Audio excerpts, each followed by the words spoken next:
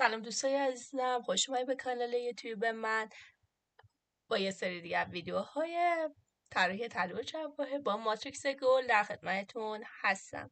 توی این ویدیو قراره طراحی انگشتر زیبا رو انجام بدین. این مدل انگشتر رو شبیه انگشتر برند فرده.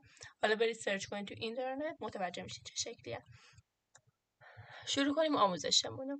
این تو نمای فرانت تو قسمت کویک کامند یه گزینه دارید به اسم رینگ رید. اینو که میزنید فینگر سایز رو بذارید EU و سایزش هم بذارید 56.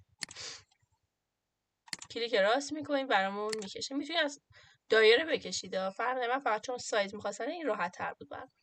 میام اینو آفستش میکنیم. آفست کرد چقدر 55 میلی. اوکی. میریم تو نمای تاپ. اینی که آفست کردیم و چک میکنیم. توی نماهای دیگه معلومه. اینو دوباره من میام چیکار میکنم 55 میل آفستش میکنم. میام وسط اینا یه خط میکشم F4 رو میزنم both side ارتو روشن یه خط میکشم. اسنپ همو دیزیبل میکنم ارتو خاموش. میام یه کرو بکشم فریفرام کرو.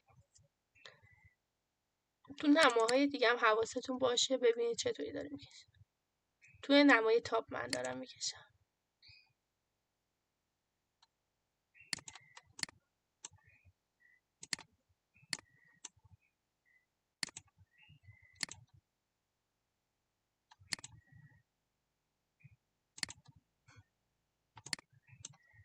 چون اسنپ هم رو دیزیبل کردم ببینید تا همینجا میکشم من بعدم پاکش میکنم.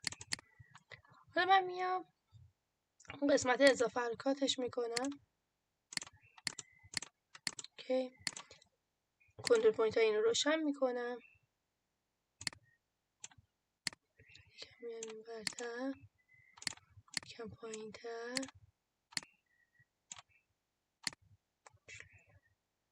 پایین قسمت هم اومده پایین یکم بالا یکم دیگه میارم پایین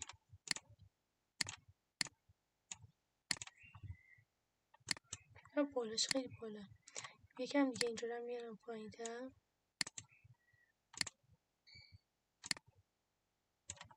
من میام اینو ریبیلدش میکنم. تولز گزینه ریبیلد خط انتخاب 19 تا زیاده مثلا من میدم 13 تا. اوکی. این قسمتشو یکم به سمت داخل میبرم اینجا هم یکم میارم پایین تر. اوکی. این قسمتم یکم میارم پایین. ریکورد هیستوری رو روشن میکنم. میام اینو میررش میکنم. اسنپ هم روشن میکنم. پوینت اینا ممکن باشه نسبت به آخرین نقطه این روی این محور. اوکی. حالا یه نگاه میکنم چک میکنم ببینم کجاها شکلت داره. ببینید این قوس اینجاش خیلی زیاده. چیکار میکنم اینجا رو یکم میکشم پایین. فاصله اینجا خیلی زیاده یکم جمعش میکنم. تا رو یکم دیگه میام این برتر.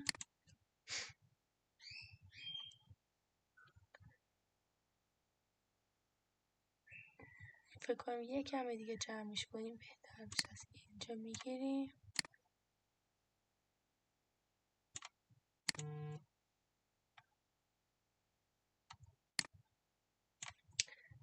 کنترل زد.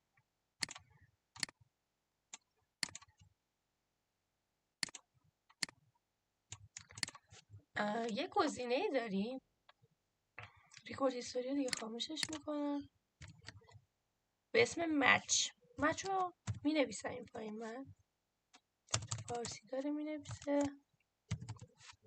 خودش برام میاره که خط اول خط دوم ببینید کروچر اوریج کرو حواستون باشه روشن.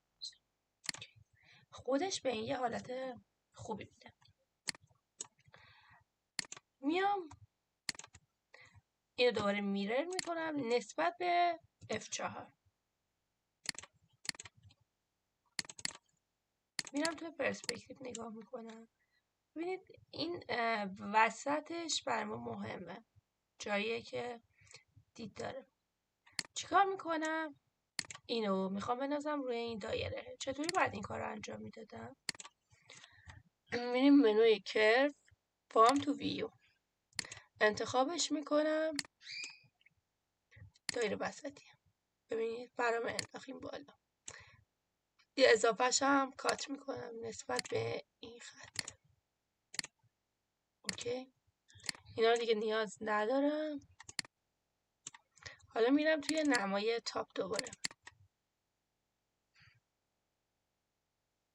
این یه کوچولو اینجاش گرتر باشه بهتره به نظر من. ببینید چند نقطه‌اش سیاه شد وقتی انداختمش بالا. چیکار میکنیم؟ ریبیلدش میکنیم دوباره.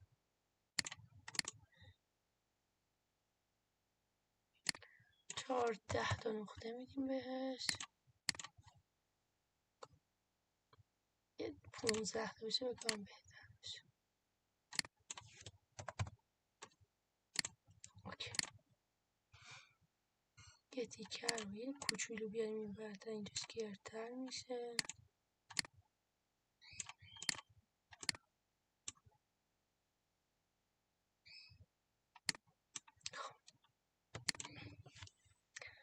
میام اینو داره میررش میکنم.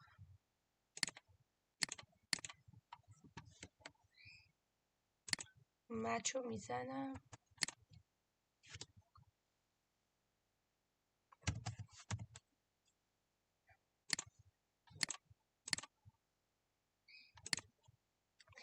گوشه هاش خیلی گرد شده فکر میکنم. باز تو نمای پرسپکتیو نگاه کنی البته بدم نیست. اشکال نداره، ویدیو طولانی میشه دیگه، خیلی کار کنیم روش. این دوتا رو دوباره میرر میکنم نسبت به F4.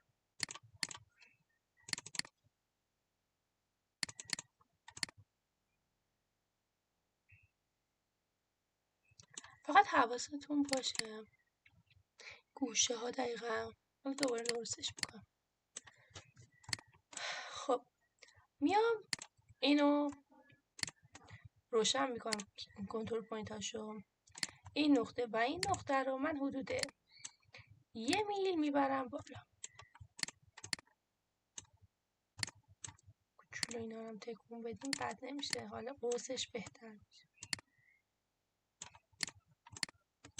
کافی.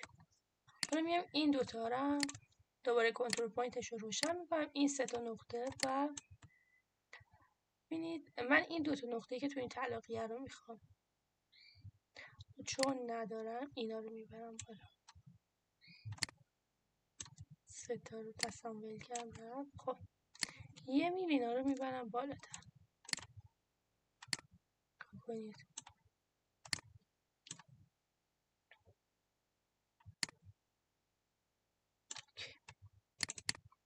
میرم توی این نما گوشه ها رو هم درست میکنم. کوچولو اینجا رو بیاریم بیرون تر، بیرون تر شد.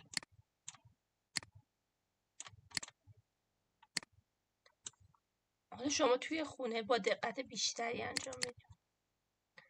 میام امتحان میکنم ببینم کجاهای کارم ایراد داره. میرم تو قسمت سالید ها پایپ رو میزنم، مولتی پایپ.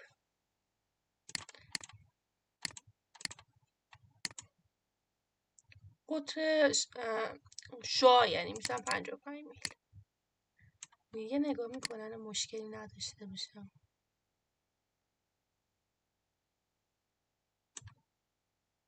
به نظر درسته.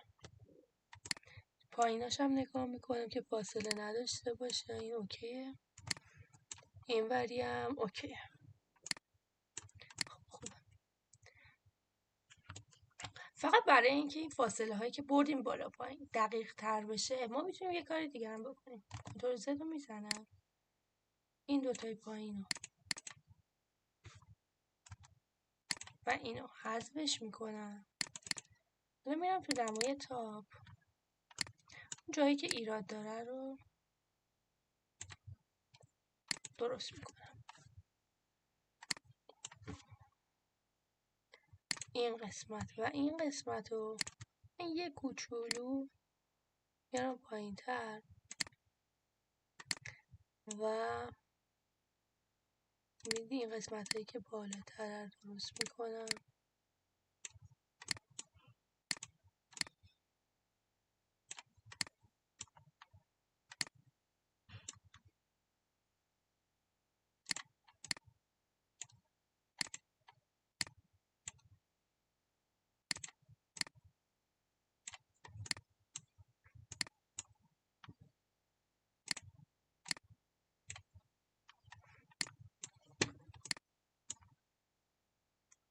اینجا و اینجا یه کوچولو میارم پایین.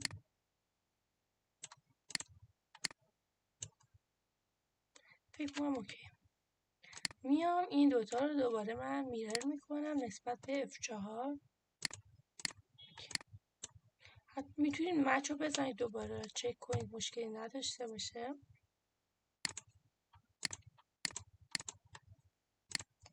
اوکی. بیایم تو نمای پرسپکتیو، دوباره پایپ رو میزنیم، مولتی پایپ انتخاب میکنیم شکلمونو. اوکی. 55 میل. این قسمت بالای کارمون درست شد. حالا برای قسمت پایینی کار، این دایره هم دیگه نیاز نداریم، اضافه است. برای قسمت پایینی کارمون سطح مقطع نیاز داریم. میریم تو قسمت کرو ها، فرام آبجکت، اج کرو داپلیکیت اج منظورم، میزنیم کروای این قسمت رو به دست میاریم، جوینشون میکنیم. رنگش رو من میذارم قرمز. البته که یه تیکه از اینا مونده، درست نگرفتیم، یه تیکه مونده. دوباره اج کرو رو میزنم، این کرو هم میگیرم، این و اینا رو با هم جوینشون میکنم. رنگ اینا میذارم قرمز. خب من همین کار رو برای این سمتش انجام میدم. اج کرو رو میزنم،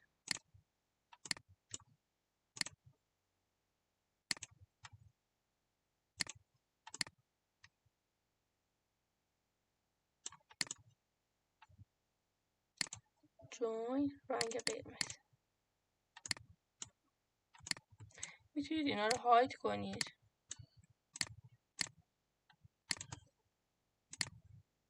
که بهتر ببینید کارو. من یه نمای خوبتر بهتون نشون بدم. خب چیکار باید بکنیم ما؟ ببینید من میخوام اینو سویپ بزنم، میام 3 تیکش میکنم، فکر کنم راحت تر باشه.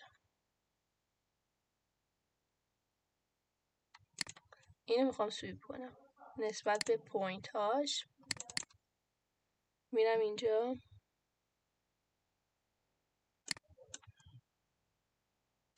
این قسمت و همین قسمت وسطش هم میخوام. ببینید خودش تیکه تیکه شد. البته قسمت وسطش نشده، اونو دوباره میتونیم بزنیم. برای سطح مقطع کرو بولین رو ما داشتیم دیگه، نیازی نبود خودمون اسپریت کنیم. این کرو و این کرو، اینجا و این قسمت وسط، این شد سطح مقطع ما. برای این سمتش هم همین کار رو میکنیم. دوباره کرو بولین،